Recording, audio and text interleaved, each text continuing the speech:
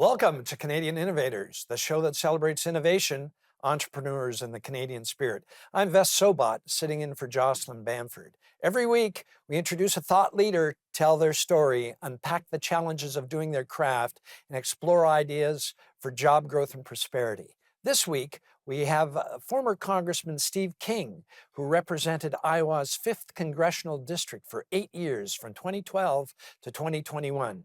A great friend of Canada's. As a businessman, Steve started King Construction way back in 1975, giving him a hands-on understanding of business. His sons today run the operation. He is also the author of a book called Walking Through Fire, My Fight for the Heart and Soul of America. I've read it twice now, and I recommend it for all those aspiring to live a principled life. Steve, thank you so much for making Mhm. the time to join us today.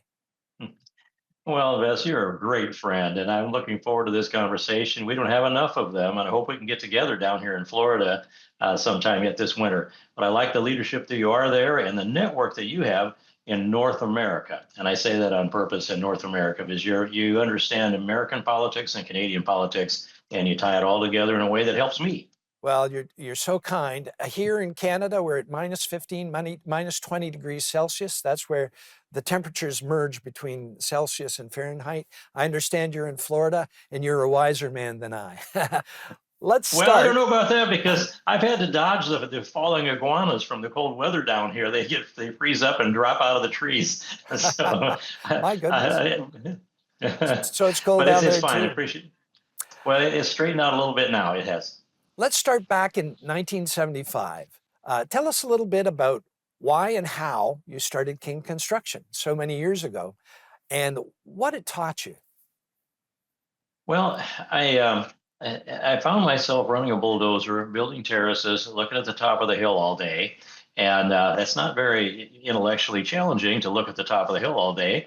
But I would go home at night and I would pick up the classics, for example, well, the Bible, of course, but Wealth of Nations and others, and I would read myself to sleep at night, wake up in the morning, and then back up to the part that I remembered, then read the balance of it to the page I'd left, and then sit there on that machine all day long, thinking about what I had read, what I had learned and how it all fit. And I thought everybody understood all these things, and I was trying to catch up with the rest of the world.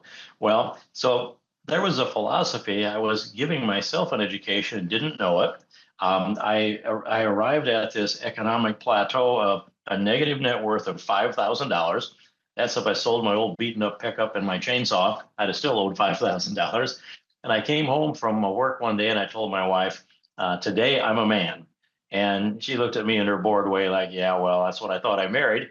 And so, no, I'm taking charge of you, me. We aren't yet a family, the two of us and a family.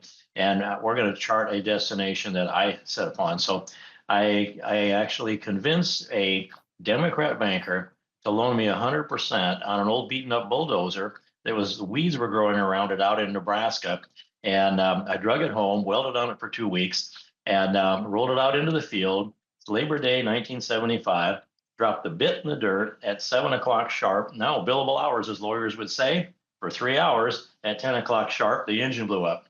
And about 7 or 8 days later, there's this pregnant wife of mine with a 7 foot cheater pipe torquing the head bolts on a D7.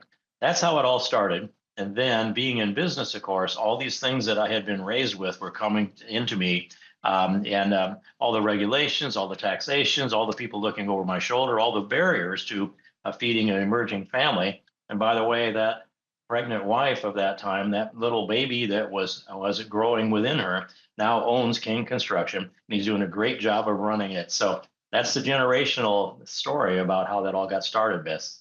My goodness, what a great story. And I'm sure it reflects many stories in Canada and the United States, exactly the same trajectory, not knowing what the future would hold, but knowing that if you worked hard enough, somehow you'd be paid back. Listen, in the book, you had a great statement. You mentioned that one of the things you learned during construction career was that the conservation movement has gone from protecting wildlife to sabotaging capitalism. Unpack that idea for a sec, if you would.